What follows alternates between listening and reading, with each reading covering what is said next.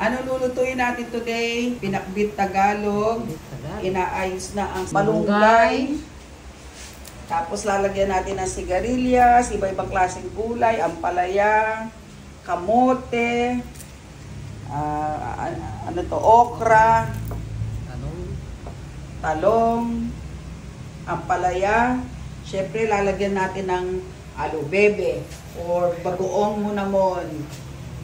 Ayan, si Tita Beth, prepare na ang malunggay. Ayan, thank you. Pinakuluan na rin ang pork spare ribs hanggang malambot para mamaya gisa-gisa na lang. At gagamitin natin yung pinagkuluan pang sabaw sa ating pinakbet Tagalog. So, maglagay tayo ng mantika. Mga 1 tablespoon lang. Painitin ng konti at ilagay ang sibuyas. Pabayaan natin ng lumambot ng konti. Isunod na ang bawang, mga 2 to 3 cloves. Itong baboy, pinalambot na, pero iba-brown lang natin ng konti. Sasaute natin.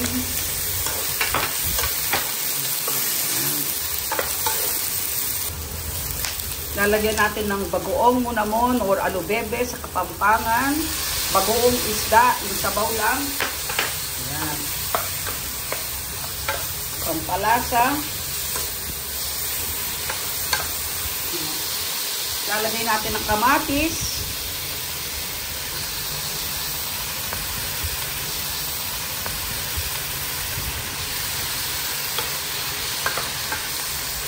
Gamit tayo ng maliliit na kamatis na hinog na masabaw para juicy at sweet.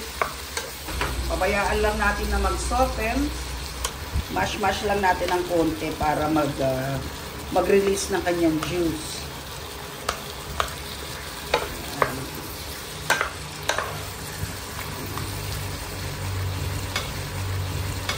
Takpan natin para madaling lumambot. Ayan, at malambot na ang kamatis. Ayan, nagsabaw na. Ilalagay na natin ang itong kamote dahil ito ay mas matagal na lumambot. Make sure na nakababad lang hanggang ready to use para hindi mangitim. Takpan natin ng konti. Okay, check natin at baka masunog. Lagyan natin ng yung pinakuluan ng baboy.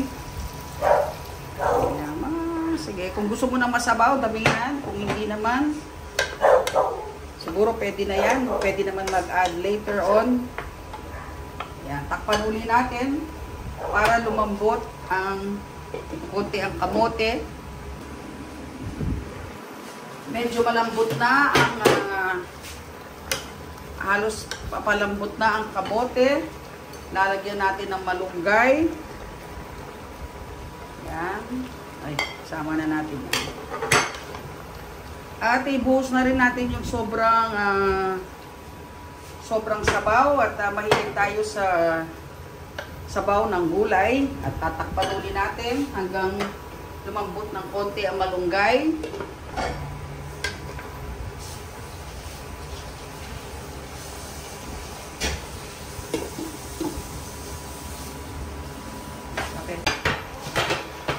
Lalagyan na natin ng ibang gulay. Start with the okra. Ang palaya daw. Talong.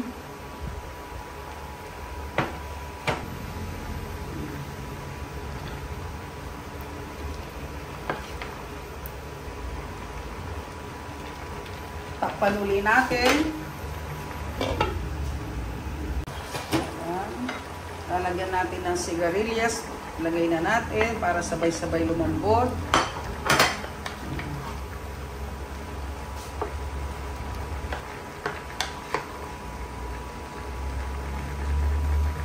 Napaka-healthy, nutritious ng ulam na to.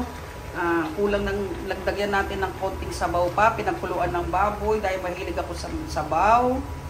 Ayan, linagay na natin lahat. Takpan na natin.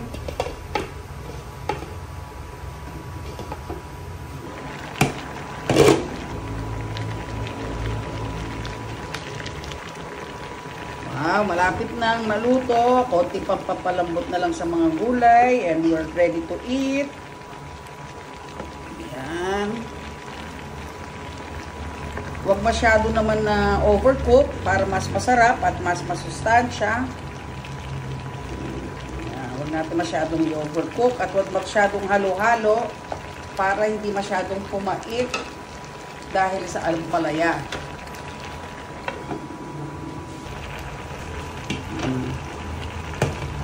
Tikman lang natin kung tama sa timpla. Masarap na pero konting-konting pa ng bagoong munamon or bagoong isda rin ang tawag sa amin sa Kapampangan, alubebe. Haluan natin ng konti at malapit nang maluto. Masarap na, nutritious pa, tamang-tamang katerno ng piniritong bangus at syempre kanin na mainit. Ito na, tama na siguro to. Papatayin na natin ang ating apoy. Ayan. Wow, sarap-sarap. Isa-serve na natin yung natitirang init. Ilulutuin pa niya at palalabutin na ang gulay. Perfect na to para sa akin, para may konting texture pa. Masarap rin ng hindi overcook masyado. Wow! Ang kamote, ang inahalo namin sa pinakbet is kamote dahil nakaka-add ng konting tamis sa sabaw. Ayan. Ayan, gusto ko ng maraming sabaw. Kung ayaw mo naman, pwede mong bawasan ang tubig or pinagkuluan. Ayan, perfect. Kuha pa tayo. Yan. Yan. Kain na po tayo.